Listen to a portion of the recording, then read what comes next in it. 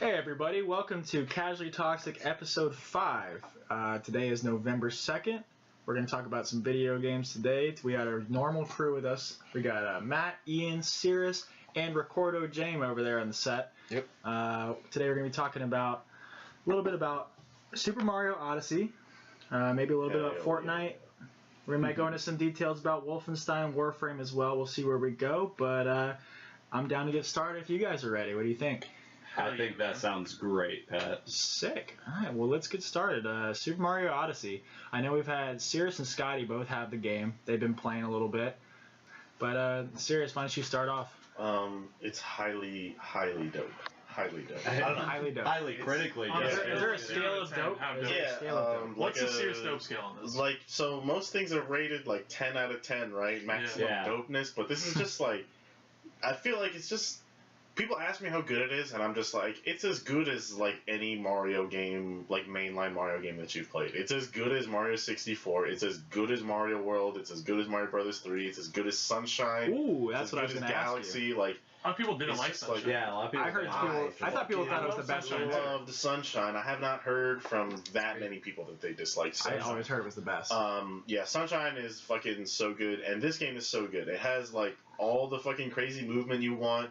It's got like, I don't know. The game's like so nice. It has all these. I noticed a thing recently. Somebody mentioned on Reddit that they were like, Nintendo. What they've done is for the first time they've like turned over the director roles of these games to more younger members of their company, and by younger I mean like, you know, in their 40s as opposed to their 60s. Yeah. 40s is a new 20. Yeah. So it's these guys who grew up playing the games rather than grew up making the games, and so there's a lot more like nods to the past, you know, like the history of Mario and Nintendo in general. There's so much like little fan service things that don't feel like fan service. You know, I've heard a lot of people like comparing it to Mario 64. Is that just like nostalgic kind of? No, it's pretty similar to Mario 64. Okay. There is, I don't know if we really want to get into spoilers here. We don't want to get into not too deep. If we're not going to get deep into spoilers, I'm not going to say it, but I will say there are some nice nods specifically to Mario 64 and other like Mario games in the past, but specifically 64. There's a lot of nice nods to that. That's really cool. The soundtrack is just like A1, so good. Like all the original tracks are awesome. The remixes of the OG tracks are like super good. Like I don't have a single bad thing to say about this. So is it broken up? Is there like a hub world in this? I know there's a bunch of kingdoms. So how's it broken up? Let me explain it to you. What's happened is so Bowser steals Peach. He wants to get married to her. You got to go stop the wedding. No. Bowser steals Peach? Yeah, so what happens is dinosaur human babies. Yeah, Bowser is like flying around the world and you're chasing him. And Bowser's like stopping in these different kingdoms to steal something for his wedding. Like he steals like a bouquet from the Flower Kingdom. Yeah. He steals like some dope ass cake from this like Ice Kingdom that has like some ice frosting or something like that. It's really cool. So you're just chasing him along the way. So there's no like hub world, main world, but you do like go from like world to world. And there are. Is it linear or are there like branching paths? Or? It's pretty much linear. What it is like you come to a point and it's like, well, at this point we can either go to the Lake Kingdom or the Cascade Kingdom. This is right after the first level, and it's like you can choose either one. But so there's some worlds like the Lake Kingdom is one of them. When you come to this fork in the road. Whichever one you pick, you can go. You have to go to the other one next. So if you pick the lake, then you go to Cascade, and pick Cascade, then you go to the lake. Okay. But the worlds are set up so that they have a variable number of moons on them. Moons being like the stars from like 64 shine in the sunshine. Why is it moons? Yeah, why did we switch to moons? Yeah. Little kind of spoiler. But they just tell you that like everything runs on moon power. Okay, sure. It's Mario.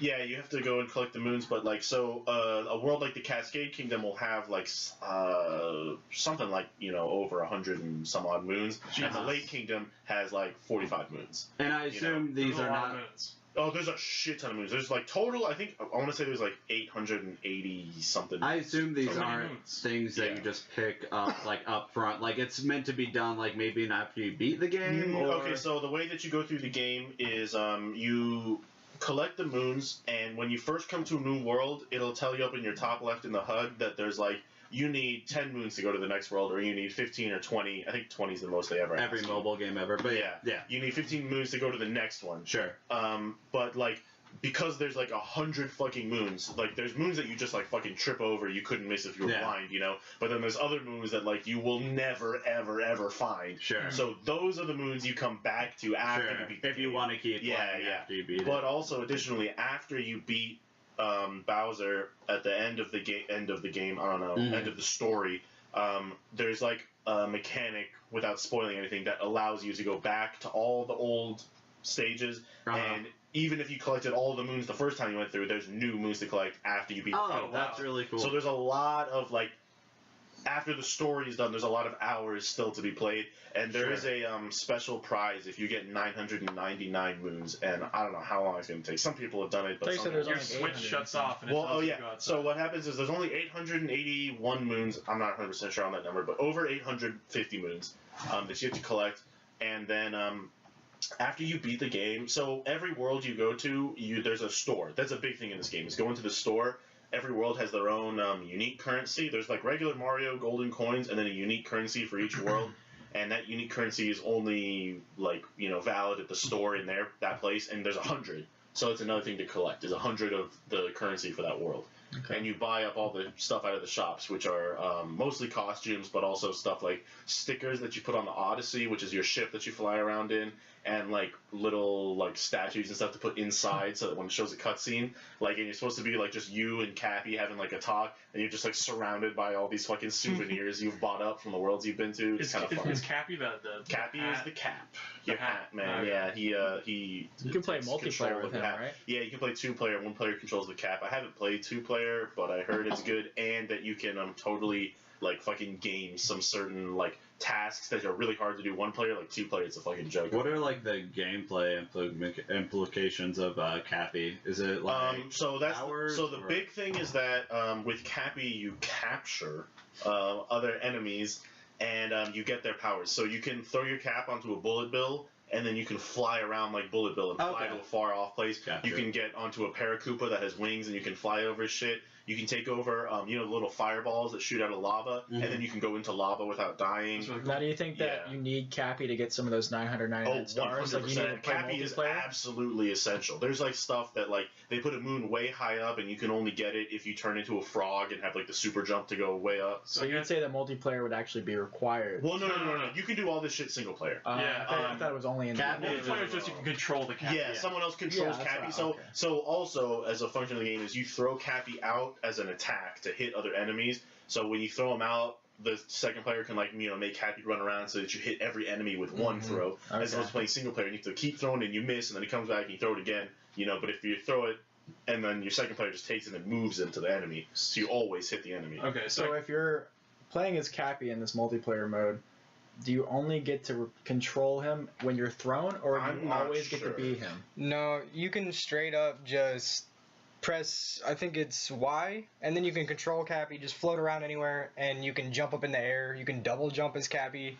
You can take over stuff without Mario wanting to take over stuff, so you can do almost anything as Cappy. So I guess the biggest question is, how is controlling that T-Rex? It's pretty crazy. The T-Rex is the only. It's been shown off in the trailers, and I think it's on the cover of the game. I haven't followed a lot of the stuff. So one of the hilarious things is that whatever you capture with Cappy grows a mustache, that's the Mario mustache, and like Cappy eyes, and he starts wearing the Mario cap. And the dinosaur does too? Yeah, so the T-Rex is that you control, and there's like certain blocks that only the T-Rex can crush. Yeah. And so you use him to like break open secret pathways and stuff, but it's the only enemy that you can't capture for an infinite amount of time. Gotcha. Because like eventually Cappy's like, it's too big, I can't contain him, and then you just get kicked out of the fucking T-Rex. But there's just like, I don't know, there's just so much put into the game. Like, I don't know, one thing a lot of people have been talking about is that like, you like see like a certain place like way up high or like behind some shit, and you're like, oh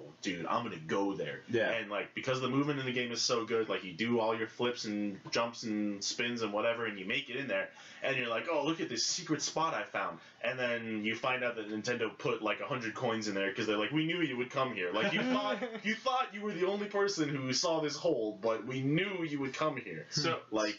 That's actually crazy. So like Nintendo's been really good.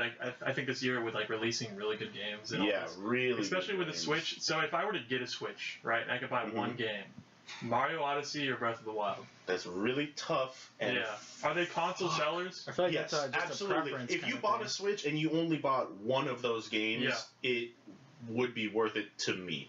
Like, so Breath of the Wild, you can get well over like 120 hours in. And Mario, it remains to be seen. I don't know. I haven't checked my hours, but I've been playing that game like nonstop. You play Breath of the Wild as well. Yes, I played it on the Wii U. So I guess my question is, because it sounds like this is it sounds like the game has a huge scope to it, like Breath of the Wild did. Do you think there are design decisions kind of made in Breath of the Wild that also apply to this new Mario game in terms of just like putting a lot of content in for a first-party game and kind of giving it a sense? You described seeing somewhere I wanted to go to it, and that was a big part of Breath of the Wild, especially with the climbing, especially with the climbing mechanics. Yeah. You ever get the sense that maybe this was that is a central design philosophy? Yeah. I think like that. That is definitely like a similarity you see between Breath of the Wild and Mario.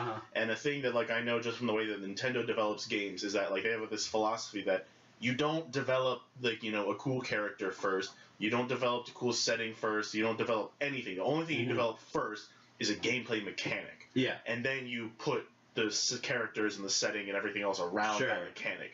So I think it might be like a new design philosophy at Nintendo after they've seen the success of. They specifically mentioned Skyrim when they were talking about the development of Breath of the Wild. Yeah.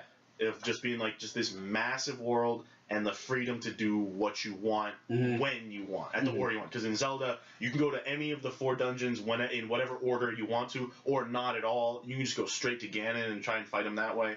There's definitely more freedom in Zelda. It's definitely less linear than Mario. Yeah.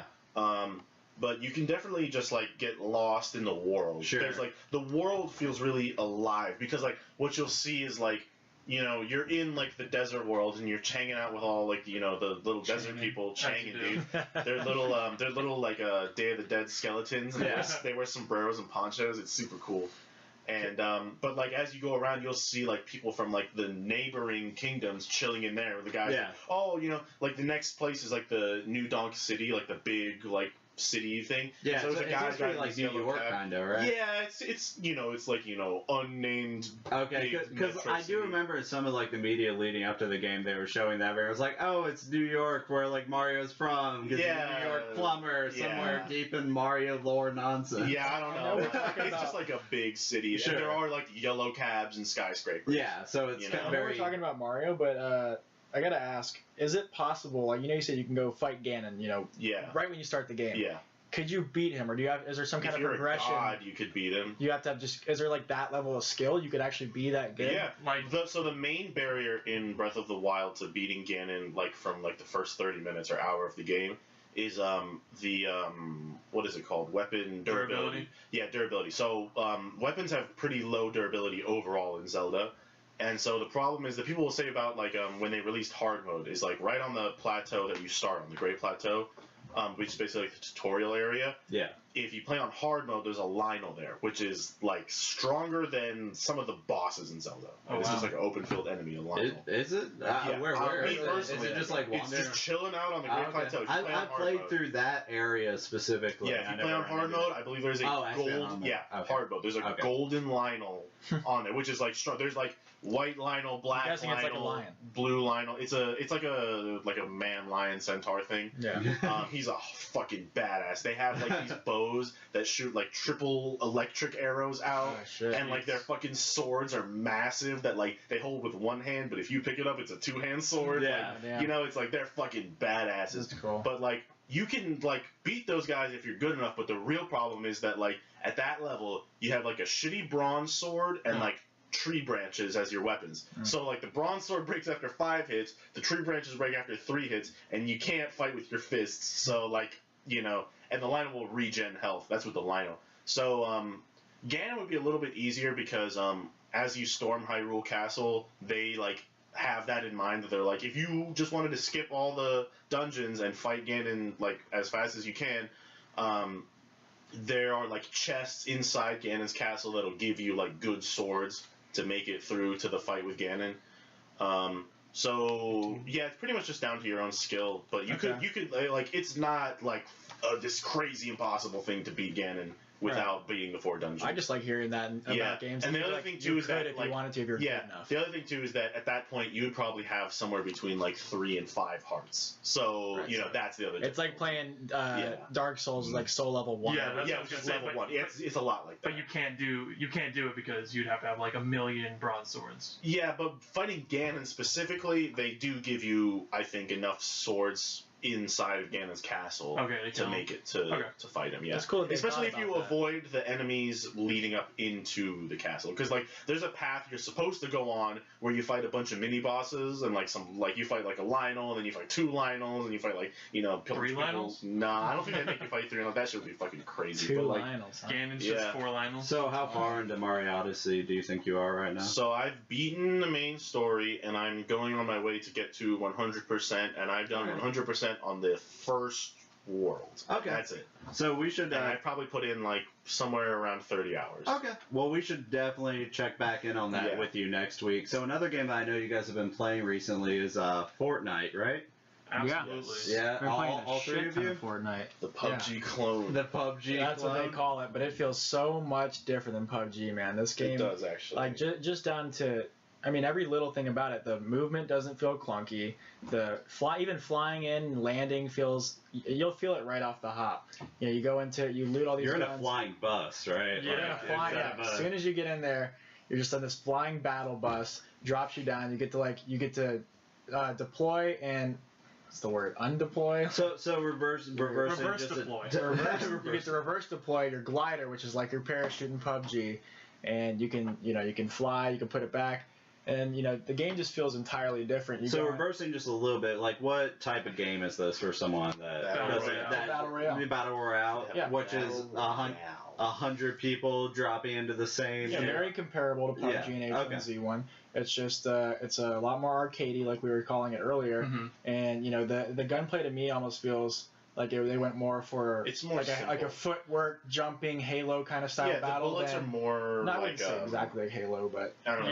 Yeah, Halo's more like accurate, I guess. I don't know, or it's predictable. It's kind of similar to Halo almost. Yeah, I just like as far as the shields. footwork, the shields, just more. It's more about that like run and gun kind of skill. It's only PUBG, third person, right now. It's they have no plans to release a first person because the developers saying that it's just not what they want in the game. Okay. That could change in the future, but it's not something that they have in mind.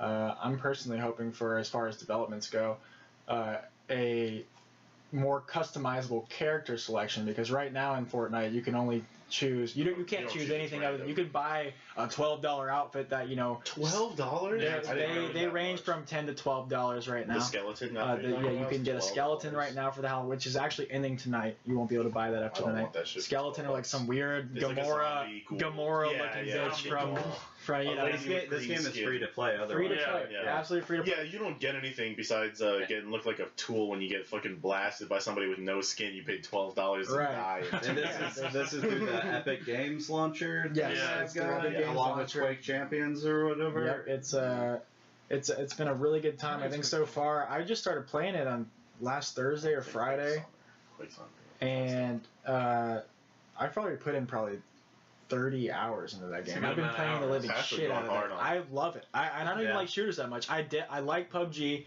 but I can only queue up for maybe 1 or 2 games of PUBG before I'm exhausted and tired and stressed out. PUBG is definitely more stressful. It's a harder game. Yeah, you can hop into a game of Fortnite. It feels so like I heard a funny reference the other day. It's like PUBG is 30 minutes of foreplay, 5 minutes of sex, and then Fortnite is the quickie in the McDonald's bathroom, so like that. But no, it's a really good time. I've been enjoying it a lot. Recordo James been playing a lot, a good bit. Sirius, it seems like you've been enjoying it. Ian's back and forth. Sometimes he thinks it's fun, and other times he doesn't like it very much. So we'll see. I mean, it's all right. It's just like I want to hear some negative criticism. Yeah, There's too much positivity around this clone right negative criticism, obviously. I mean, I don't like, in a game like Battle Royale, I don't like the fact that there's hit scan weapons. So, like, at distance, if you have an assault rifle and somebody has a sniper, you can, if they're really good at sniping, right, they can hit you and kill you in, like, 2 shots. Yeah. Right? But if you're moving back and forth, it favors the assault rifle. Obviously, that changes the higher up you go and the better aim you get. But it makes it feel not rewarding when you kill somebody from long range because it's hit scan. It's not like, it's not in PUBG, it's simulated bullets, so it's like, there's bullet drop and wind and but I mean, there's bullet drop in Fortnite. Yeah, but not as severe. It's not as severe. I don't know if there's wind in PUBG. But I mean, like, in PUBG, what I'm saying is, like, there's, like, the computer will calculate a bullet out when you shoot it. But in Fortnite, it's just like, okay, were you over them when you press the button? You hit them. I see what you're saying. But the only thing that counters that is the RNG and some. It's actually something I don't like about the game is that with an assault rifle, you could be aiming directly at someone, and you have a chance that you're going to just miss them, no matter what. Because yes, it's hit scan, but at the same time they mix in RNG where it's like you have a chance for the bullet to go in the right spot. That's to Ian's point that, like, yes, the snipers are less valuable compared to an assault rifle, but in Fortnite, like, I feel like I get a sniper like maybe like 40% of the time, and in PUBG I'll find a sniper like 10% of the time. Yeah, because they're more valuable. In yeah, that's what I'm saying. Is that it's not such a, I don't know. To me, there's also 2 snipers in Fortnite. There's an auto sniper and a bolt action. Yeah, I'm not necessarily like saying like snipers are bad in Fortnite. Yeah, I'm just saying that, like, Grims would tell you they occupy like a different space. They do different. It's not just no, I understand, but I'm saying, like, I think it minimizes the skill required to do good. Like, when I've won a couple times in Fortnite already, right? And I've only been playing for a little bit, and every time I win, like, it feels good. Don't get me wrong, going into a 100-person arena, right? Yeah. And your team wins, it feels fantastic. But compared to even winning, like, even as I put like 100 hours into PUBG, and winning in that game still feels way better to me. And part of that is because not only is it a longer game, right? It's like what you're talking about with the 30 minutes of foreplay and the 5 minutes of sex or whatever, but like. It's more difficult, and because it's longer and because I've invested more into it, it feels just I'm more emotional when I get into a firefight or when I'm in a bad position. When I'm in a bad position in Fortnite, it's like, whatever, who cares? I can just it's not a big deal to me when I die. But in Fortnite, in PUBG, it's like I'm very invested in the character. I've got this sniper.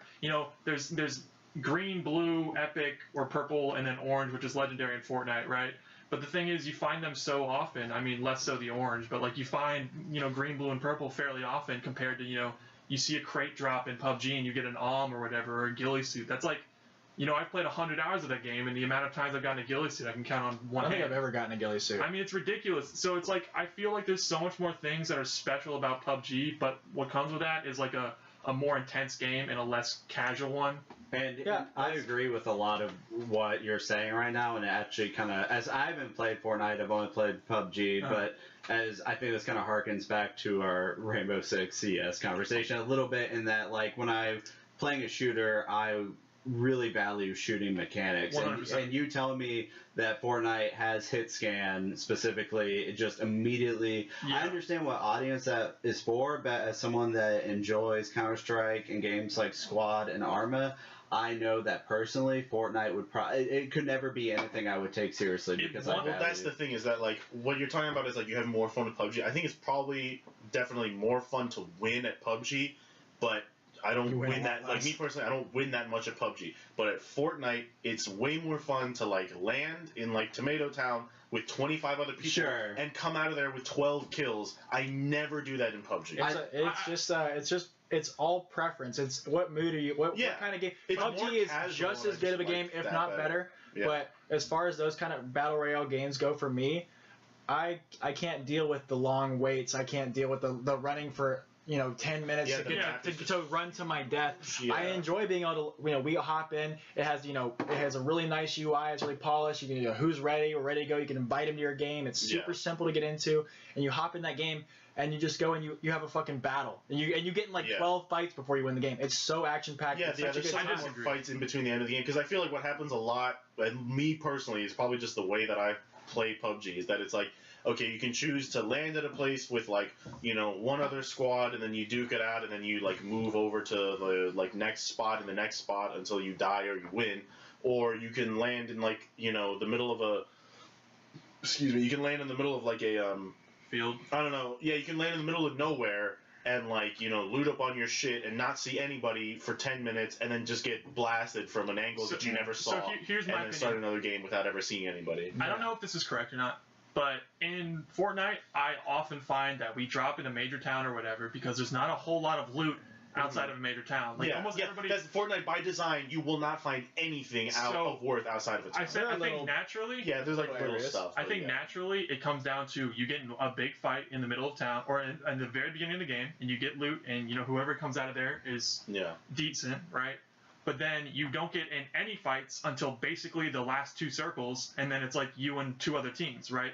Where in PUBG, I can land, like you were saying, in the middle of a field or like anywhere on the map, and there's loot that I can find, right? And I'm going to get in more fights because more people, like, cities I feel are more prioritized in Fortnite than they are in PUBG, and because of that, I feel like, but I feel like in Fortnite, it's like, everybody's going to drop in a city, so naturally, everyone's going to die real fast, and naturally, like the cities are so far apart that it's going to get to the point where you don't get any fights mid-game until the very late game. Yeah, because in PUBG... Yeah, the mid-game in Fortnite is definitely worse than the mid-game in PUBG, but as we're saying, the game overall is shorter, so the mid-game is like...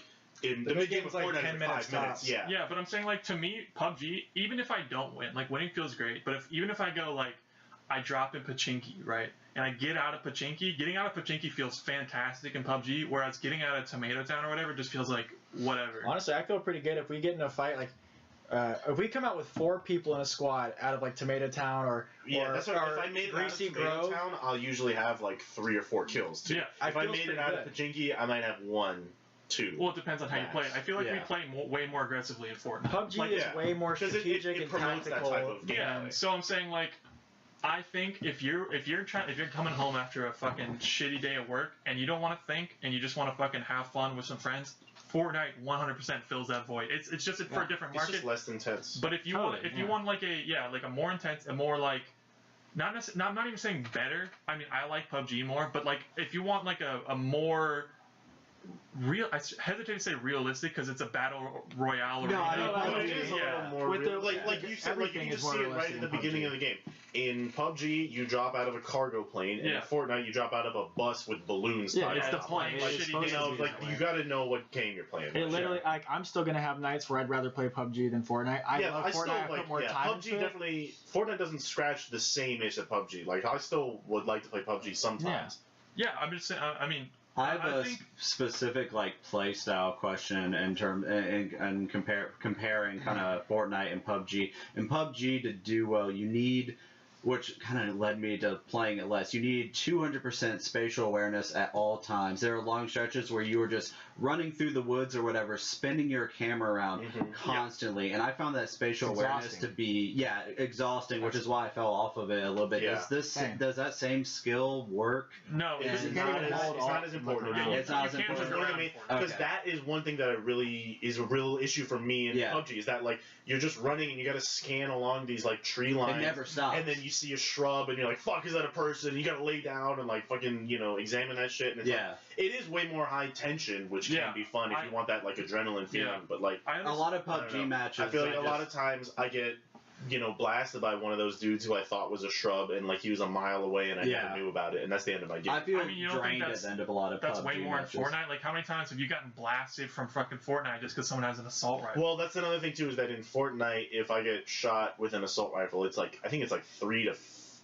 4 to 5 shots to so time to kill is a lot higher. Yeah, time to kill is higher in which is where it comes back to the Halo I think it where depends. you live longer and you have longer fights. It depends on the rarity of your gun. If you have a legendary assault rifle, you're melting somebody in one burst. I wouldn't say that's entirely true because I've been able to fuck people up with just a plain white I'm not saying you can't fuck people up, but I'm saying you're saying time to kill. Yeah, we're talking about time to kill. It differs because like in PUBG, if you get hit with a fucking you're donezo, right? Right. But because there's armor in PUBG, it kind of differs. Obviously, the time to kill overall is lower in PUBG because it's like more realistic. But like Fortnite, I find it has like a more arcadey thing where like you can survive longer, and like fights are generally more jumping around trying to hit the other person. So if that's your kind of thing, that's fine. But I mean like if they have like a legendary assault rifle, you're done. Like you're gonna get one tap, and in a game where it's generally easier to hit with shots, hit scan, it's like it feels worse to me. Unless you have a pump shotgun. That makes sense to me. Yeah, unless you have a pump shotgun, which is the best gun in the game. Yeah. I disagree. Tactical shotgun is. Tactical shotgun's good for being bad at aim. But I don't know. I mean, it just feels different voids. Like, I like PUBG, but I also, like you guys were saying, how it's exhausting to scan the tree line or whatever. I agree, but that tension is part of what I love about that game, where it's like, I feel on edge, and my character would be on edge in this situation, so it gets me more into the game. And when I see somebody, like, my heart starts going way more than in Fortnite. And I appreciate that's why I enjoy games like Mortal Online, where like you're always scared. I know it's nobody probably even knows what that is, but it's a game where you can get screwed and lose everything. You have to always be aware. It's actually exhausting to be out in the open world and whatever. And I appreciate the aspect of everything being more tense, and you have a lot more to lose, and it's a lot more time consuming. So I do love PUBG, and I think the only difference is that PUBG I could play a maximum of. This is just my personal preference, is that I could play maybe 2 games, maybe 3 games if they're quick enough. But with Fortnite, I can just hop in and dick around for like hours. I think an interesting overall takeaway from this, and specifically kind of the news that was surrounding Fortnite and PUBG, is that Fortnite is justifying its own existence. It seems like there is obviously an audience. It's more casual. And it's more casual, and it seems like people are finding the pros in it. Where the whole thing with PUBG's creator, PlayerUnknown, is he came out with that statement and was like, don't copy the game. Don't copy our game unless you're going to do something worthwhile or do something different with it. And just based on what you guys are saying, it sounds like Fortnite is. I don't think that's what he was saying. He was saying more so that he doesn't like the fact that it's a company he works with, and it's there is that aspect to it, but I still swore that there was some. No, I think he might have. No, that I might think have you're been his talking about first when he tried to statement. copyright the real battle royale, or the only battle royale. Yeah. I think that was his first statement, and he clarified further. Even if that wasn't his point, as these clones come out, I think they need to justify their own existence and add something new to the genre. Battle.right totally does. Sorry, Fortnite. I always call it Battle.right. Yeah. Good game, by the way. But it sounds like Fortnite does, which is it totally does. And exciting. I'm you guys all know I'm a big sandbox building kind of. Yeah, I'm a nerd. I love Sandbox that shit. Sandbox. I'm a sandbox nerd. Give me some sand, I'll play that shit all day. But just the building aspect in Fortnite really sets it apart for me. I personally enjoy. I really love being able to build up a dope ass fort. You have 3 different resources you can use. You can have shitty wood, you can have brick, or you can have some steel, and you can make these sick forts. And then at the end of the game, if you not everybody plays this style, but I had a couple games where I've had a big fort that I built.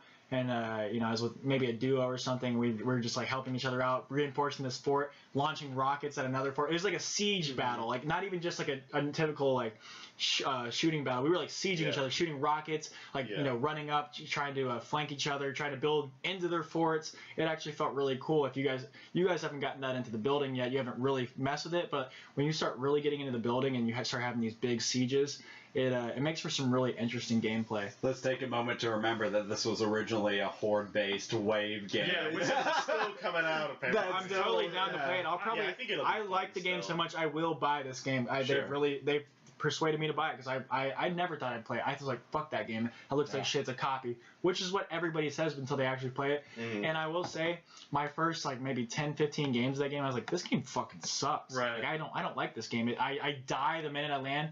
But as soon as you start learning the lay of the land, you start learning where to find the golden chests, where you can break through walls and find these special chests that give you special gun, it's better not even loot. special. It's just better chance. It gives you a better chance. I don't even know if it's a better chance at it. It's just it's like a more concentrated item drop. It makes you feel nice. It's fun to open them. I like but then you get a white fucking submachine gun. You just want to throw your computer. I killed 2 people with a submachine gun. Was that today? I've gotten some earlier today, dude. I don't know. So one of my problems with Fortnite is.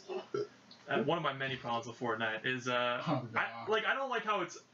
I get that it's third person and I get that it fits the game, but I hate the action of hiding behind cover. Your camera's peeking out, and you can just see them. They can't see you, and shit. so it's like if I want to run up. That. I definitely prefer first person. Exactly. When I play PUBG. If I want to run up and play aggressively with a shotgun, my ass is getting blasted the same. As soon as I'm approaching a corner, because I think there might be somebody there, but that guy knows I'm coming up, right? Yeah. So he just comes out immediately, already pre-aiming my head. And I know that they said they have no plans to add first person, but I feel like it's almost at odds of that game. How it's kind of like you want to play arcadey, but it's also going to be like also third person is tactical. When I was I bet adding in a first person would require taking more people away from the development of the main game. I also it doesn't fit really the style of the game because it's supposed to be more casual. Yeah, you're supposed to see your character. You're supposed to have like these costumes and like look at your guy. I will say they do that in PUBG, but there's a first person mode that most people play. When I was watching the PUBG Invitational, whenever that was, watching the third person matches was just like the most bullshit thing in the world. Like it was just watching people camera peek for like battles would go on for like 20 minutes and they weren't even interesting because it was just people like peeking, peeking. I like to play aggressively in games. Sure. And so the fact that is I have to just hold back because that guy has an advantage because he's playing passively is just it's lame, you know. And I don't want to sit there and I don't want to have camera peek for 30 minutes. I think that roots back to the. I just looked at your fucking face. Just keep going. It's fine. I think it just roots back to the part of the game we were talking about earlier, where you hop in and it's not something you want to play as like an esport, and Ian, fuck off. I think it roots back to the point earlier that we made where it's not really meant to be played as like a super serious esport where like I want to play this, but they're 3P peeking me. They can see everything I'm doing, and I need to be really upset about it because it's like I need to win this game. It's like, it's just meant to be played more of like a run and gun, have fun. I agree, kind of thing. But what I'm saying is it clashes with my playstyle, like because I can play aggressively and like even though shotguns are infinitely more useful in Fortnite than they are in PUBG, like.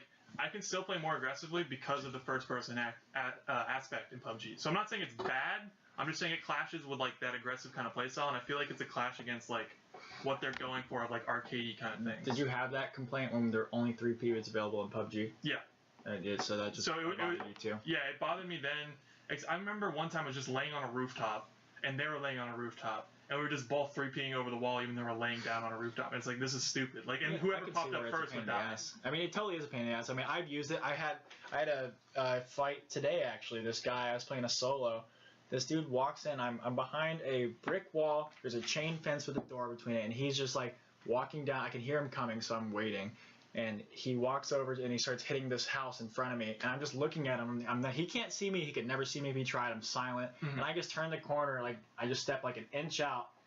And I just lay into him with a submachine gun and he dies instantly. He had no way of knowing him come. I shouldn't have been able to look at him and just be like, hey, I know where this guy is going to be when I poke out. Like he should have a chance to react. And that's I think I agree with that. First person is important, but kind of defeats the. I guess my to lay it all out there. It's like. In a game like Fortnite, which is supposed to be faster, right? More arcade. You can't look around, right? And like it's more emphasis on like close-ish kind of gunplay. I feel like it's against those points to have a third-person camera. Yeah, and then I think that we can kind of wrap it up with saying that I don't know if you guys agree. I think that shooting games where having good aim is an important aspect. Strategy and tactics are more important. It's better to have first person. I think that first person just fits more with shooting games. I think we can agree that we have different opinions and tastes. I guess what we agree on. I'm saying that I'm agreeing with you. That shooting games are better with first person because you can't 3P. At least PvP multiplayer games where like you have an edge because you can look around a wall and nobody can see you and you're safe. I guess unless they do some crazy shit with third person that makes it so it's not like you can't just like look map around. Design, I feel like that wasn't a huge problem with like say Gears of War, but that's because the maps were designed in such a way that like it's actually you can't peek that way because Gears is like I don't know, if you're peeking your whole body. Doesn't Metal Gear do that as well? Where like if you're like coming into a wall, the wall actually blocks your vision. Like they actually make it so you can't do that. That would be a great feature to add to Fortnite. I think it would make sense. Right? It would make total sense, and I don't like being I don't like knowing that somebody's looking at me that way either. But yeah, so other than that, Fortnite's a really great game. We've kind of been having a lot of fun with it. I don't think there's a way to pick between PUBG or Fortnite because they're their own. Yeah. Fortnite's done a fantastic job at making itself its own bird. Yeah, its own special free beast. to play, which is free to play as fuck. Like it's a great time. I've totally different tastes. But on the first person topic, kind of looping back here, not looping back, but moving on. Wolfenstein 2 is something I want to talk with you guys about today. That is a first-person shooter as well, right? It is. Yes. And that you can't get 3P'd by the NPCs, can you? You can, dude. Is there PvP? No, it's a single player. No, it's okay, so you don't even you can have 3P and not give a fuck, but it'd make it easier for you. Right. Play aggressively against those NPCs. So, just going around the table really quick, who played Wolfenstein: The New Order? I did. The first game. one, yeah. Not me. Didn't beat it. I beat it. It was dope. How'd you guys feel about it? I liked it a lot. I liked it a lot? didn't have anything wrong. Okay, so I think I suck because like I went into that game thinking it was You like probably do suck. I played Doom, right? Mm-hmm. Oh, you And played Doom New was Order like- after Doom? Yeah, well, I played the New Order, and then I quit, and then I played Doom, and that was what I wanted the New Order to be, of like run and gun. I'm gonna bash your face in, I get HP back, right? Mm-hmm. That aggressive play style. And then I thought that's what the New Order was gonna be, but then like whenever I play aggressively, I just got like turned into fucking paper. You know, I got riddled with bullets and shit. Yeah, okay, so I think I'm about a little over halfway through Wolfenstein 2. I loved the New Order. I thought it was a fantastic FPS. And I think something happened here that I also think happened with Shadow of War is that Loot boxes. no, is that time passed, games came out, and in a post-Doom world, I should say I'm a little bit biased. Doom was probably my 2016 game of the year. So good. I loved Doom. So, and again, I love Wolfenstein New Order. It was fun, and it didn't take itself too seriously, right? Yeah. So Wolfenstein 2 is very story driven. I think there's something like over 3 hours of cutscenes, which I feel like they missed the mark here in a few ways, but in terms of story specifically, you spend a lot of time watching this story. It's a movie. It's kind of a movie, and also the tone of it, where the first game was very fun with maybe a few serious moments, they kind of flipped it on its head here, where it's a lot of serious stuff with maybe just a few fun moments. I think that the story and the tone started to take itself a little bit too seriously and started to become too focused on kind of this crazy political commentary on like alternate reality. What if Nazis? Yeah, what if not? Which is a fun thing to play with, but it doesn't feel like they're having fun with it as much as kind of like this running commentary. There's less kind of like stupid Blazkowicz like action hero moments and stuff like that. There's a lot of like drawn out dialogue about the state of the world with communism and all this other stuff. So the story mark misses it so far for me. And I'm only halfway through the game, so spoilers for Wolfenstein 1 in case you haven't played it. Are you going to spoil the end of it? How far did you make it? I mean, I got like Nazi gear or some shit. I don't Spoil what's like the biggest moment you remember? Fuck, dude. for other people now. Yeah, I don't. All right. We don't want I won't spoil a game from 3 years ago. Thank you. I'm never gonna play it, but don't You gonna spoil The Last of Okay. Us? Would you spoil that game? He doesn't like that game. It's too mainstream. We're not talking about Last of Us right We're now. talking about Wolfenstein. We're talking about Wolfenstein. So, without spoiling it, Wolfenstein 1 goes to some fun places in the second half, and maybe Wolfenstein 2 will as well, and maybe my opinion will change on it when I finish. But beyond the story elements of it, the gameplay is surprisingly difficult in a way that's not fun. There's 6 difficulties, and I started on 4 out of 6, and I was getting one shot. Jesus. Just like immediately. So then I bumped it down 3 out of 6, and I'm still getting like 2 to 3 shot, and I'm like, why do I even have a health and armor meter? Like, what's the point? I'm not even looking at it because I die so quickly. Is this a get good kind of thing, or is it like just design based? I think it's a design based thing that's kind Can of. I ask you, Matt? Sure. There's a specific part in the New Order that I remember having trouble with and getting like a little upset with, and it's this part where you go, I don't know if it's underground, but you're in like the train depot, the subway depot, you know what I'm talking about? Vaguely. And you have to fight like, I think 3 of those like armored Nazi dudes with the Gatling guns, right? And that part to me was like, do kind of, you know, and there's a little like command center part in the middle, right? Yeah. And it's like up high, and there's like a garage over here on the left side. I don't know if you know what I'm talking about. And just like that part was definitely part of the game where I was like, confused. Like I remember being confused earlier in the game that it has these mechanics to like hide behind cover because I was like, this is not the kind of game that I get the vibe that like I'm gonna be hiding. Exactly. And like it was necessary. And the solution. But then I found out the game rewards you in certain parts to like never be spotted. You know, to kill the captains without anybody knowing, so you shut down the radio without finding it. It's just this little like contradictions I felt. Yeah. So this game is similar. Is kind of similar in that where stealth gameplay is rewarded in certain situations, but the problem is you don't know if that's the effective solution until you run through it and die a few times. Does it also have that thing where, like, you get, like, passive buffs where it's like, if you kill so many people with the pistol, eventually your pistol starts doing more damage? Not that I've seen. I haven't seen any, like, skill-related stuff. That was just another thing that I felt like this is more reinforcement. It's like, okay, keep using your pistol. Like, keep using your silenced pistol because we're going to give you more damage and I thought it was more so just, like, stuff like that. Play how you want to play in the first place. That's what it could also if I want to use dual and I just lean towards that way. I prefer definitely a more stealthy, like, you know, less confrontational way of playing. All I can do is comment on at least difficulty 3 of 6, like the middle difficulty, the normal difficulty, and a little bit of 4 out of 6. But you die so quickly that it becomes like this trial and error simulator, which feels like it doesn't reward like creative solutions your first time through as much as I'm going to run through this area a few times. I'm going to see where the enemies come from, and then I'm going to keep replaying it until I figure out an approach that's going to win this specific scenario, which is just not what I want. I don't want to play trial and error in a shooter. Maybe something like Dark Souls, whatever. You're learning.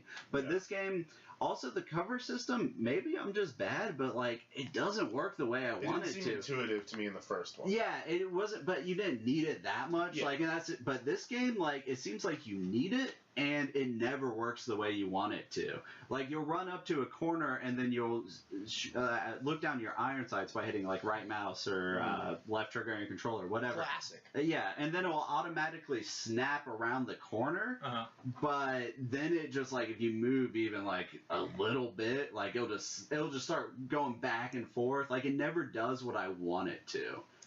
So right now this game has gotten really great critical reviews, and then in terms on Steam right now, it's mixed reviews. Metacritic, it's sitting around like a 7.1 with user reviews. Yeah, but user reviews. Yeah, well, but just like people will just hate on it because like people are straight up review bombing it because it doesn't say that like, hey, there's nothing wrong with it. Yeah, or like fucking Dota 2 got review bombed because fucking Valve didn't release Half-Life 3 or whatever at TI. So there's the political element. There's also the fact that the PC release launched with a bunch of like kind of graphical bugs. Like if you didn't have most up-to-date video drivers, it kicks you. You can't even start the game without having your up-to-date. Yeah, you have to have the most up-to-date drivers, and also like full screen and windowed. You have to like keep switching between them to actually get in like true full screen.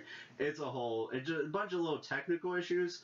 But the main reason I was bringing up those critic and user reviews is because I kind of started forming this opinion about this game, and I'm like halfway through, and I'm like, am I right for feeling? I love the first game. Like, what is it that's irking me about this game? Okay. And I just wanted to kind of like affirm some of my thoughts on it. That I wasn't the only one feeling this way towards this game that's critically praised. Right. And that's the only reason I brought up those reviews. And some of the reviews, you know, it was politically driven, but there was other reviews that were like... Oh, I'm saying the user reviews. And I don't even think it's like that many, but it is enough to give like, you know, a couple like less than an entire point difference to be like, they're between like a 7.1 and a 7.6. Yeah, just a general area. Yeah. Just like this isn't a game where I'm criticizing it and it's at a 9.8 across the board on everything, which is the only reason why I looked those up was to kind of affirm that like I'm not the only one finding issues with this game, even if the issues are more varied. Because I don't want to be the one guy that's like trashing a 9.8 game across the board, because then it's very subjective. But I feel like some of these complaints that I have about the game are a little bit more objective, where I think there's just some design and story flaws, which is like super disappointing to me. Got you. Yeah, especially because the Wolfenstein 1 was such a huge game. Wolfenstein New Order, and once again, maybe it just goes back to the fact that a few years have passed and it's a post-Doom world, and Doom was so good. I played Wolfenstein after I played Doom. Really? I still enjoyed it a lot. How'd you play the New Order? Did you play like Doom, where you run up and kill people? I started that way, and then I slowly peeled it back and started going through just going only headshots, pistol only, you know, crawling around everywhere, fighting, you know, 1 to 2 people max at a time. Yeah. But that's just, like I said, the way that I really like just that genre of games. I really like Dishonored and like Metal Gear Solid, those like stealth games where it's just like fighting, not a lot of people at once. I got you. Not being spotted as you go through. So that could just be the way that I like to play the game. Yeah, and I think I think it's a good game, and I'm going to have to finish it, which I'll probably come back to this, maybe our next podcast or the one after that, depending on when I finish it, and kind of give my full final thoughts on it. So I don't want to dwell on it too much. Just where I'm at right now, it has not been the experience that I was initially anticipating. I got you. That's understandable. I mean, I think it's really important that you were able to, even though it had critical reception, you were able to say, hey, I'm not really a big fan of this. Let me go see if I'm correct in my assumptions, and then you got ultimately proven right. So it kind of means you're onto something. I feel like. Yeah, and I hope I am, and I hope I'm not just talking my ass and hating on something. You're almost definitely talking Well, sometimes, you sit down and play a game and you're just not in the mood for it. Or there's external factors that are spoiling the experience for it, which is why I don't want to, definitively be like, this game is not that great. Yeah. And I want to finish it, and I want to see what's left. I got you. Go. I will say that Wolfenstein 2 is important in the sense that is a AAA single-player release, and with some of the news lately, for people that don't know about this at all, is that Visual Studios got shut down on their Star Wars game, correct? God, it hurts so much. I don't know what game they got shut down. Yeah, it was a single-player Star Wars game. And it was being led by, we might have mentioned this, I want to say we briefly talked about this, but maybe we did. Maybe we didn't, but it was being led by Amy Hennig, I think, who is the head of the Uncharted series. Yeah, I want to say I'm really bad. Or maybe, I forgot what, she is known for kind of like these action-adventure type games. It was supposed to be this like super kind of action-adventure-y single-player campaign game. And basically what they said is that we want to take it in a different direction, which... Can you elaborate a little bit more on that, Ian? So I think initially the news was people thought it was like a single-player FPS failure, like that genre was dying. I got the impression it was third person, but yeah. I don't know, but I guess the single-player or just shooter is what I'm going for. Easy to call FPS. I guess initially that was the point that people were saying that's the reason it failed, and that might have been part of it. But I heard recently that it was more so it was just not managed well. It was like a badly run studio, shit was not working out, and that's kind of why they shut it down. But I mean, these are the people that brought the Dead Space series, which is almost widely accepted as a fantastic series, maybe except for the last game. But I mean, this really sucks because Visceral was a fantastic studio. As a person that really loved Dead Space 1 and 2, and I think I'm 3/4 of the way through 3. I mean, the fact that they were going to make a single-player Star Wars game was going to be amazing. And I mean, in a world or a gaming, I guess, climate where it's all about how else are we going to make money outside of the initial $60 purchase? With loot boxes and with all this expansions and content updates and whatever, the fact that they were going to say we're going to just make a single-player story game, and after you beat the story, that's it. Well, right? If I'm not mistaken, even in the article they talk a little bit about we want to design this game as a service. We wanted to have more content. It was something along the lines implying that they wanted it more of a continued service kind of multiplayer-focused game. There was some wording in there that implied they want to go in kind of like how you see Battlefront. Yeah, they're going to do. I think they're going to do a game, a more widely focused thing. But I thought that was before they initially just said, all right, we're shutting down Visceral. I don't know if those are separate statements or not, but I think the more concerning takeaway from it is that single-player games are becoming less of a thing now in terms of player base. They're struggling to because of the money. Because of money, because with the games as a service model, kind of like Destiny is, you have continued DLC. It's online. You have motivation to keep playing over a longer period of time. Not just to keep playing, but to spend money, because it's you spend $60 on Wolfenstein. And then maybe you'll spend $20 in the future on if they add in a couple a DLC chapter, right? Yeah. And that'll be an extra 5, 6, 8 hours of the game. And that would be awesome, right? And maybe even play through it a bunch, but overall you spent $80 on the game. Yeah. Versus even a free to play game that you're just dropping $5 a week on loot boxes or whatever, costumes, whatever you're spending it on.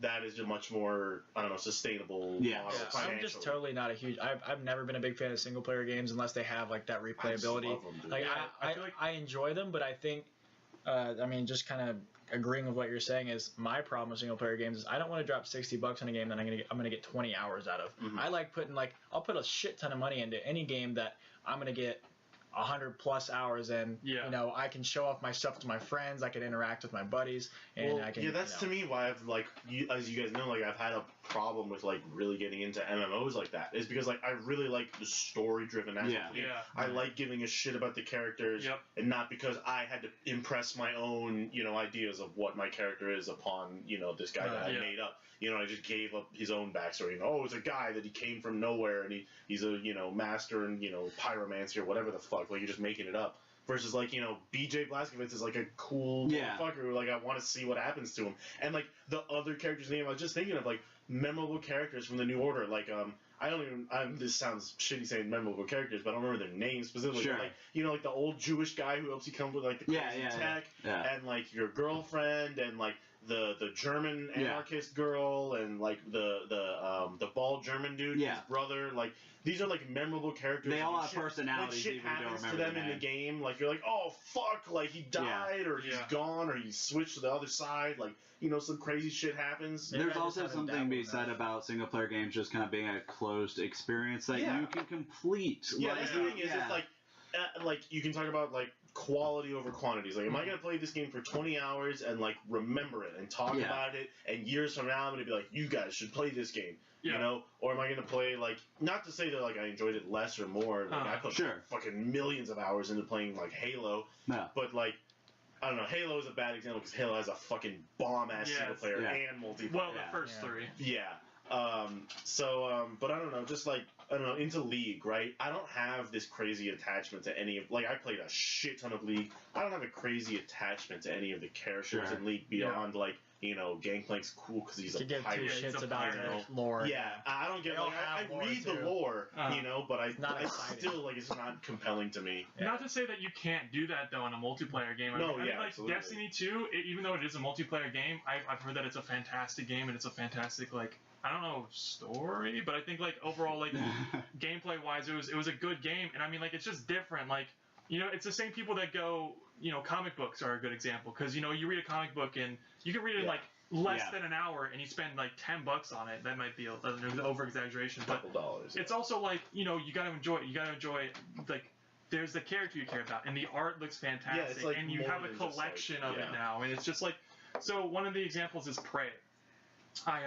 I bought, and I knew nothing about the game, and it was in a time where I was I really don't want to spend money on games that I'm not going to get 100 hours, especially if it was a $60 purchase. I played that game. That's that might be my game of the year, just because of the fact that it's the atmosphere. It was atmosphere, and it made you think in weird ways, and it really changed my perception on what a good game. I've never been so surprised by a game like that. I also think you interact with the game differently when you're playing it alone. You're not on your Discord server. You're not talking shit to other people. Nobody's teabagging you. It's just you and the game. Yeah. And you have a much more intimate relationship with the game. You're more likely to feel moved or compelled or angry about shit that happens in the game. Yeah. Beyond gameplay mechanics. Totally. Yeah. I mean, we all know I'm a big MMO guy, and I just put a shit ton of time into all these games. But exactly what you're saying, one of the games that always I'll recommend to anyone, one of the games that defines one of my favorite games, me personally, is the Metal Gear series. And I'll always be, you have to play these games. I'll never be hey man, you have to go play Black Desert Online for 1,000 hours because that's the best. Man. But no, Metal Gear is it's just one of the series that has fully captured me and that I'll always be a fanboy of because they're just so good, and you really get involved with the characters, just Otacon, all that stuff. You love it all, and I totally see where you're coming from. So I think again, the big concern of this is that with games as a service means people are playing the same games for hundreds of hours, and they choose their games and they stick with them is I think what they're finding a tendency towards. What I saw a little while ago that was surprising to me was some statistic that was something people, the average user on Steam plays 90% or over 90% of the time in one game. Yeah. Jeez. So all these single-player games are becoming a bigger risk when so much of the audience is just wrapped up playing games like Overwatch, WoW, Rocket League. These games as a service as these long-term games that they're putting their time into. A lot of people come home from like work and stuff, and they just want to hang out with their buddies, but not have to go somewhere. They want to play these games. You just keep playing every night. Well, you know everybody's gonna log into. You want to hang out. Well, it's to the point that you said it's a really like that's the thing is like even Ian's mentioned it, like this idea that like I'm paying X amount of dollars, I want X amount minimum hours, right out of the game, and that's a fair point to have. It's a way to think about games. I always remember getting back in the day getting Game Informer magazines, and they like gave you like the 1 out of 10 number, but then there would always be like these like sub grades, and one of them would be replayability, and that's what me and my friend would always look for. Is like, what's the replayability score? Same. Because at that age, it's like I'm only getting 2 games a year. I'm getting 1 game on birthday, 1 game on Christmas. So I got to get this game that I'm going to be playing all the fucking time. So maybe it's just more of a habit. Yeah, you're just looking for more like time with the game, and that's why I think this is like it might be like I don't know if it's the death or like the slowing down or the end of single player games like that, but I think single player games from a AAA developer with a multi-million-dollar budget, because there are good single player story driven indie games. You're just not going to be like well made in the Unreal Engine. It's going to be more 2D pixel art. Look at Cuphead. Cuphead did so well, and it's like what 10 hours of gameplay. Cuphead is not huge short. On the well. I mean, the story is there, but it is but like it's a single player, and it did really well. So it makes you wonder. one that is an indie story game. So I don't think it's just AAA versus indie. And since we're talking about kind of, I was just saying like the main difference for me between AAA and indie is that indie games are likely to be $20-25. Sure, but I want to bring up an example of a game this year that is kind of a B. I would almost describe it as B tier AAA. And since we're talking about the value of single player games, is Hellblade: Senua's Sacrifice. Came out from Ninja Theory, which is arguably a AAA developer. They did the Devil May Cry remake. They have another game under the belt. I forgot what it was, but the big one that they're known for is the Devil May Cry. So is so just Hellblade a what the fuck is it called? It's a DMC. It's a DMC clone. Well, no, it is not at all. Actually, that's the farthest thing from what it actually is. That's what everyone expected it to be. Right. But the reality of it is very different. But just backing up just a tiny bit, is it came out on Steam for $30. It's about 6 hours long. And I don't ever want to. I always want to second guess myself when I use the dollar at a time kind of, because Hellblade was probably. I have to wait to see how the year finishes out, but it was definitely one of my favorite games this year. For sure. And even for $30, I feel like I got so much out of those 6 hours. Exactly. But just a little bit about the game, it defies expectations a lot of ways because graphically it kind of does look like it would be this action-based combat game, but in reality it's this 6 hour kind of psychological study that's supposed to kind of display schizophrenia and other mental disorders in a way that hasn't really been shown before in games. Like as soon as the game opens up, it's like, this is the psychologist team that we consulted with. And and they actually had one, right? Yeah, they had multiple, and they also have a 30-minute documentary built into the menu screen that you can watch before or after. I enjoyed watching after, but it gets into exactly how they implemented different psychological disorders into the game and how they displayed those things through graphics and sounds. And once again, it's a 6 hour game, and it's basically about this girl named Senua, and I kind of forgot her heritage. It's very kind of Norse inspired, I think, kind of Scandinavian, some around there. And it's basically her lover is killed, and it's about her journey into hell, Hel. Well, that's a mythological thing. Oh, is it? Yeah, that's. Yeah, look at the goddess from Smite. I mean, I knew her, but I didn't know it was a mythological place. Yeah, it is a mythological place. It's Hel. Is it like Viking mythology? It might be, but Norse. I'm not sure. I'm not a history expert. I'm looking it up. But it's about her journey into hell to basically try to resurrect her dead lover. And the way the game is presented is you never know what's real. But not in a gimmicky way. Like, it's not forced in your face where you're like, oh, is this real? Is this real? Is this going to go down the stereotypical plot where she wakes up in a hospital at the end? Yeah. I'll tell you right now, that's not where it ends up. Hell is like Hades. It was Hell- all okay. a Person dream. and a place. So is it Greek? Hell is Norse. Okay, Hades Hell is Greek. Norse. Okay. It is like Hell is the goddess who rules over the place Hell, Okay. which is where you go after. So, So her name is Hell, H-E-L, and the place she rolls over is Hell, H-E-L-L? No, one L. Oh, One they're L. both Same name, named same Hell. person. Like Hades is the place and the god. So She's- I'm gonna name my house after myself. This is Patrick This is and Patrick. Welcome to Patrick. I'm Patrick. I guess this is based in Norse mythology then, based on that piece of information. But it's just a really interesting game that subverts a lot of expectation, and it also doesn't fall into gimmick territory. It's very easy to make a game based on mental disorders and turn it into kind of this in-your-face experience about statements on everything, and it's really just kind of subtle, and there is combat in the game, and it does kind of play like an action game where you're kind of lock onto enemies and you dodge around.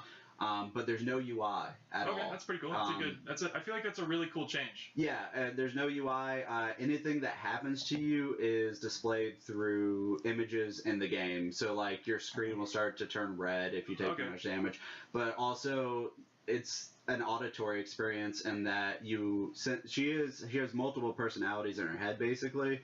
And if you want to get really meta, like the player is a voice in her head, Baby. right? So she'll refer to the voice or the player I sometimes. always want to go meta, man. Yeah, it's super meta. But so the voice will be like, "Look out behind you in combat," and then that's how you know that someone might be coming up behind you in combat. But does it fuck with you and also say look out behind you and nobody's behind you? I can't remember any specific case where it did that, but they definitely the things that. All these voices are always speaking in the auditory track, so even when you're wandering environments, it's just kind of like this ongoing dialogue between the different voices in her head, and that does mess with you. That's pretty a little bit. It really puts you in the shoes of someone. And I mean, this game was pretty special because like it just recently broke even, right? Which for an indie game is huge. Like already, it came out this year and it's already broken even. Almost. See, that's why what I was saying earlier is kind of like indie versus AAA. Is I don't necessarily want to classify this as a straight up indie game because it is from like a developer that's done AAA games. Okay, it's a big budget. But I guess you could. I mean, you don't have to. Yeah, it's a big budget. Do you know the figure on that broke even? Like how much money? No. I don't know what the budget is. You know, less like over under like $100,000. But that could be the thing though. Is like the natural progression of like the games market, right? Is if you want to throw like a movie fucking budget at a game, right? You've got to do this like large multiplayer loot box, whatever. But that's exactly the point. And so, but you can also design, a $30 game that like explores different areas. But this is a $30 game, and I think I kind of have somewhat of a grasp on where the money might have gone to in the game, but it is like AAA quality in terms of like performances and motion capture and like the audio. But I think where they might have been able to do this more on a budget is that the environments are smaller and not like the game isn't like super ambitious in scope, but it's very ambitious in its production quality for that price. Okay. For that price. Yeah, I mean, I feel like that's really cool. It's going to be really difficult for large studios to bet on a single player game like that, but I mean, I guess it's just something that's going to have to happen. Yeah, no, I mean, even if AAA single, I guess my point with Hellblade is even if AAA like mega single player games fall off the map, I think that Hellblade might be an example of this B tier AAA game that we might see like pop up from what used to be these big AAA developers. Yeah, but I would way more prefer that kind of thing with more of the indie big budget companies to become more prevalent than these big AAA teams, because when you look at something like Activision that can pull crazy moves like they have recently with this patent with their flawed matchmaking system. Oh god, it's so fun. I didn't even want to talk about it. You guys want to. Alright, so Activision basically, ridiculous. In a world where you want the most bang for your buck and companies want to get the most fucking buck out of you, right?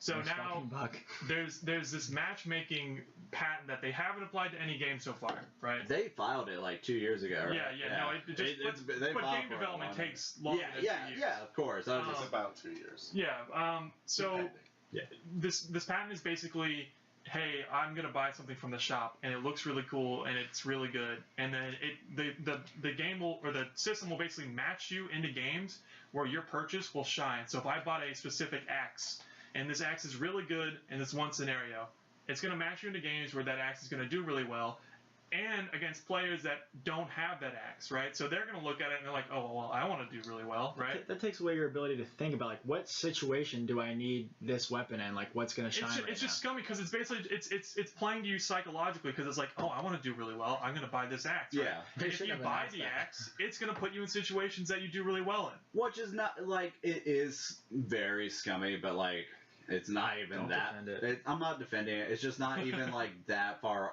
This is not like unexpected. Yeah, No, like, it's not that far off from. It's not far off from that where we're at right now. Like you don't think so? You don't think like changing matchmaking to make it so like you pay money and you do better? Like that's. I think this is where you need it. Like I mean, everybody. it's more, brazen. it's more manipulative and like maybe a little bit more subliminal, but it's not like.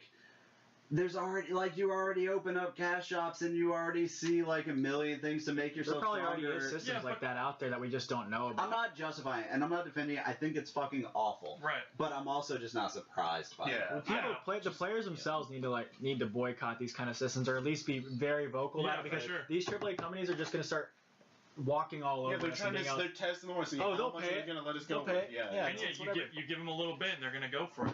It's just like. Give them an inch, take a mile. Yeah, it's. I mean, I feel like there's a good way to do loot boxes. Honestly, like I know that loot boxes have a bad rap, and I agree with almost 95% of them being shitty. I mean, Overwatch, for example, like you can buy loot boxes, yes, if you want to, or you can just play the damn game, and it's all cosmetics, which I feel like is. I know that even if it's all cosmetics, it's still bad because it's going to make people like, oh, that's a really cool skin. I want to buy a box, right? I honestly don't care if it's cosmetics. I agree. I mean, like, I think it's cosmetics. Like, if a game like Overwatch, right, that I paid $40 fucking for, and now I'm gonna get like hundreds of hours out of, and what I do is buy fucking a loot box. My deal like, with Overwatch is that like it's good as long as they're transparent about like this money that you spend on loot boxes is going to characters and maps that will come out for free. If you put in loot boxes that even then are only cosmetic, and then on top of that you want to charge for your new map pack for your new character, you have to buy every game. Or every patch where they put out a new character, that is coming to me. But they don't do that in Overwatch. I think people are talking about this because it came to light in a public way that this shit normally doesn't come to light. But like, but why do you think it came to light? Because people are upset about this. Yeah, I think it's more of an underlying theme that companies. It's not really just the specific case. It's that the underlying theme of companies are starting to take advantage of us and starting to do whatever. Psychologically too, which is a really fucked up. Yeah, it's not like. Yeah, it's one thing for like us who are all like I hesitate to say adults, but employed and can make rational decisions. But there are also kids playing these games who are like being manipulated into buying loot boxes that even if it is just cosmetic. Well, you get mom's credit card. If you're fucking 10 years old and you want to come to the playground tomorrow and tell your kid that you got a fucking shiny assault rifle in your whatever game you're playing, like that is enticing to kids even though it doesn't give you a competitive advantage. I guess what I was trying to get at is you're saying it comes to light because it pisses people off, and I guess the other side of the coin, which I don't necessarily know where I land on with this specifically, but the other side of the coin is it came through because it leaked. It got out there and now we're aware of it and now we're talking about it, but marketing across the board in any industry is manipulative and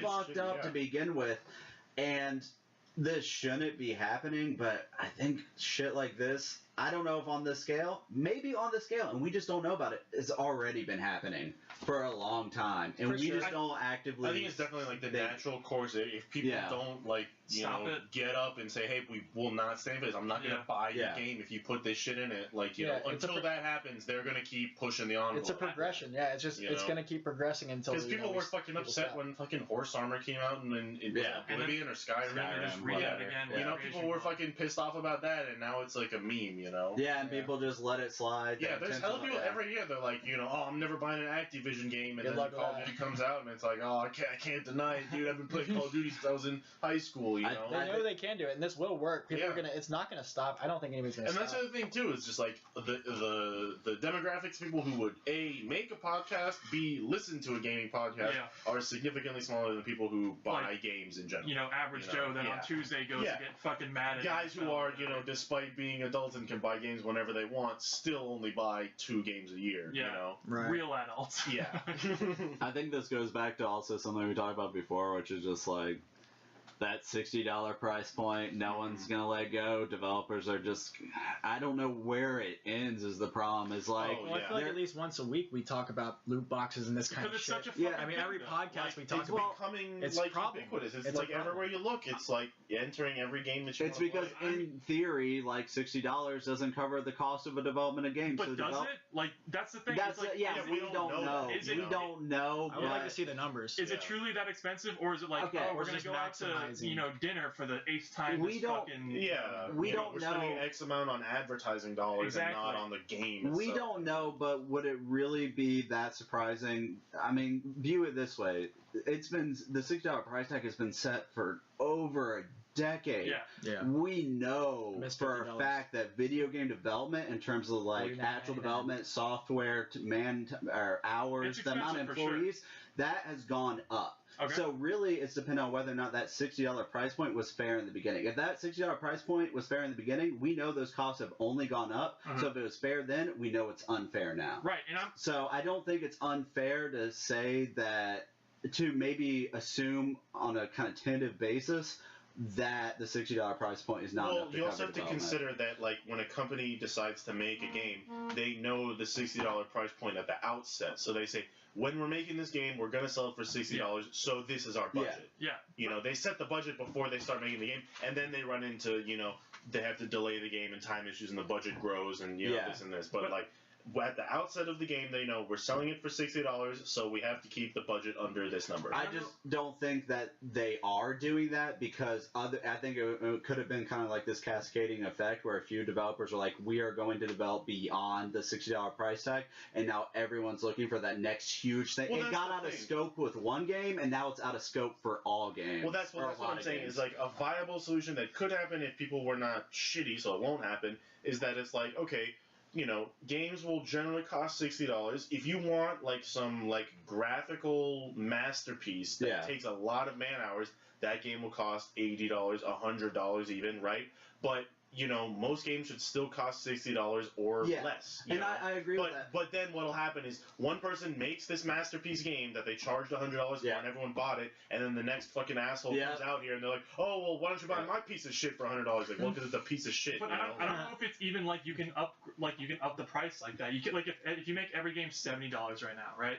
They're not going for just a $10 increase across the board, right? Because it's not the average Joe that buys fucking loot boxes. It's the whales that come from the mobile market or just, you know, those kind of cash out games in general, and they're going to spend a ton of money on it, and it's going to I feel like it averages out more that they just keep it 60 so everybody gets it, and then charge for loot boxes, and then they just wait for the people that spend like a they don't want to shock anyone with like $70, $80 price tag. And that's kind of what I'm getting at, is like, I don't know what the solution to this is other than for them to do the shady complex problem. Yeah, it's a complex problem, and I don't know what the solution is other than the shady shit they've been doing. But like, I'm okay with cosmetics, man. Like, honestly, in but that the doesn't work for every game. Yeah, but in the internet today, like, you're right, single player games, it causes a problem, which kind of gets back to maybe indie developers, maybe lower don't budgets. belong in single player games. Right. So like, I'm okay with cosmetics. But then do they not make these big budget single player games? No, because there's some companies that can still do that. Like fucking CD Projekt Red, right? Witcher 3, they're gonna do Cyberpunk. It's gonna take. But they make like, you know, one game every 3 years. I'm talking about companies like Bethesda that put out Wolfenstein, and if it doesn't make money, you know, they put out Prey was a Bethesda game as well, if I'm not wrong. I think so. And Doom, was that backed by Doom is Bethesda. Yeah. So Bethesda specifically has been pushing this. You know, they're the ones who are saying we're going to do this, and they are losing money on some of these games. You know, and they're doing it, you know, to prove a point. As a matter of fact, it's like, no, these games are important. We need to make them anyway. But they are losing money on a AAA budget game single player, no loot boxes, no DLC. So it just goes back to is it the game's just too fucking expensive? Yeah, that's the thing. Or is it like the company? this is our next project, the Casually Toxic fundraiser for us to go to Blizzard or EA or something, and we're gonna have an itemized list of what you spent on every game. I see you went and to we're gonna Starbucks. cut out, man. They're giving out free coffee at work. That shit's done. So no more free coffee for developers. The only thing that I could think of as a semi-realistic solution, which I think we're already too far down the rabbit hole to do, is kind of the Nintendo solution, which is scale back graphics, focus on content, focus on a quality game, and worry less about the presentation. Yeah, Super Mario has already sold over 1 million copies in less than a week. But it's also not even bad graphics. It's just a different style. To go back to the spending money on games, fucking Wolfenstein 2 spent an obscene amount of money on advertising. I mean, that shit was everywhere, right? Campaign. And the fact is, you spend that much on fucking advertising. Well, that's why I specifically bring up advertising when I talk about the budget, because I think that game companies are spending a lot of money on advertising for games when it's I don't know. You just have to realize that I don't know. Games have a ceiling of the population that people are going to buy into it. Yeah. Especially a game like Wolfenstein. A lot of people are down to play Madden, Call of Duty, FIFA, whatever. But not everybody's just going to on a whim just be like, oh, I saw a commercial, I'll check out Wolfenstein. Also, advertising costs are complicated as well. I hate being a guy that's like, this is all complicated and we're just unqualified to talk about this. But we're very qualified. We're very qualified. A PhD in video games. But advertising costs are hard to talk about because there's a lot of... It's hard to measure the effectiveness of it. Right. There is someone sitting in a room that's saying, if we spend this much on advertising, we are, in theory, going to make this much profit. They're not doing it for a loss. So, But that's what I'm saying is I don't know.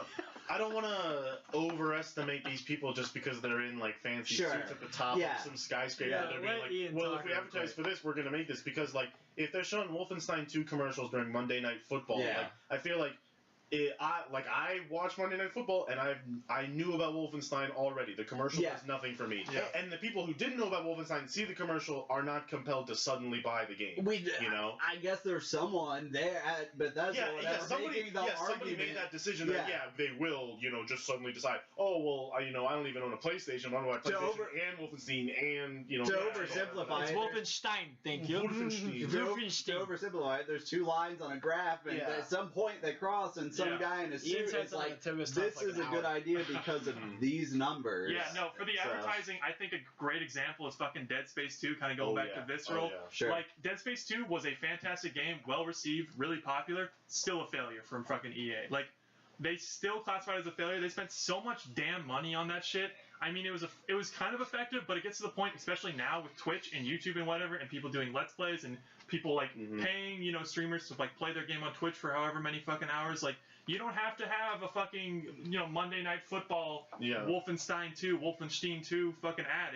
It's not required. People who play video games know where video games are. They know that's the thing is even if you're not super up on the news of video games and you are a gamer, you're incredibly low likely to get your gaming news from the TV as opposed to the computer or your phone. Half the people who play video games don't even watch TV. They all have internet, and that's it. You figure it out on Reddit. You hear it from other gamers because everything's online. You don't even need that much advertising. I disagree, almost entirely. Maybe it's for us. You're talking about the perspective of a bunch of PC gamers that follow games media and such, and they made a games and podcast. We have a fucking games podcast. But the large majority of gamers are playing on PS4s, Xboxes. Don't Google games. Don't look at games media. Maybe they just play games on their there is a large percentage. Well, even then, you still get ads when you turn on your PlayStation or Xbox, and it shows the store, and it's new in the store, coming next week. You're gonna see it from there too. I mean that's fair. You're browsing a mobile game, it's because something's gonna come up. And that's the thing too. If you ever those advertisements are never Google just needs to listen to me when I say I want to do it. That's usually for Legend of League. Some garbage mobile game. War of Throne. With some Clash of Clans, humongous tits, and Clash oh yeah, you know what this game is. But I don't. I think it's hard for us to view it from the perspective of some guy that I'll never know what it's like to not be a person who's like not even able to play games. Exactly. And I'm breaking my computer when I go home, smashing it to fucking pieces. But considering that perspective, like I remember specifically during before Diablo 3 came out, like they were running Diablo 3 ads like crazy. That was huge. Yeah, it was. And I just that's Blizzard though. Yeah, and I the WoW commercials. Yeah, well, I mean that's my point is that I think I recall being around people that didn't really follow games media, but they play games like casually on like very casually, and they saw those ads and it resonated with them, and there's situations like that where it ends up resulting in them purchasing it where they wouldn't have otherwise. Yeah, I was actually sitting in a high school class with Scotty when Diablo 3 is about to come out, and we just ended up having. Remember the day we had some big conversation about Diablo 3, and there were like CJ D'Amato and all these guys. Everybody knew about it. Yeah, and it was like, how do you guys know about Diablo? Like, what's up? Like, it's all over TV, and we were just like, we talked the entire period. I think during while our teacher was talking to us, we were in the middle of talking about Diablo. Like, fuck this bitch. So I think being like TV advertising is the wrong avenue might not be like. You're right. Well, maybe just add more. Depending on your audience, if you're trying to market a very core PC game, then that's fucking stupid. Was there a shit ton of ads on TV for Overwatch? When I went to China in May. Oh well, China's a whole other. Here's the Storm had advertising. But sorta. They're very mobile game focused. Well, that's Blizzard. I was just wondering because I knew I saw a lot of edge of the fucking window kind of internet ads right for Overwatch, but not a ton of TV. Granted, don't watch any TV. So. When I was in China, every single subway I went to was just drenched in Overwatch. It was just they love it. Though. They would have on the subway they'd have video ads on the walls of Overwatch. It was play. The cavalry's here, love. Yeah, I was just oh What's your best Tracer impression? I just did it. Do it again. I want to hear it with complete silence. Hold on, love. The cavalry's here. Quality. Well. These companies are garbage. Don't let them walk on us like that. Don't play video games. Go Fight outside. the power. Everybody smash your computers like I'm going to do when I get home. But, I think that pretty much covers everything today, though. What do you guys think? You guys have anything else you want to say? I'm glad we ended it with just a cacophony of us yelling over each other. Yeah, that's what we are. Casually toxic. We're keeping it casual. We're going to pretend that we're nice, but then we're just start yelling over each other and being dicks. Right. So, thank you everybody for listening. Once again, if you want to hear a little more from us, find some updates, go follow us at twitter.com/casuallytoxic. Thanks for listening to episode 5, and we've had a great time talking, and have a good day.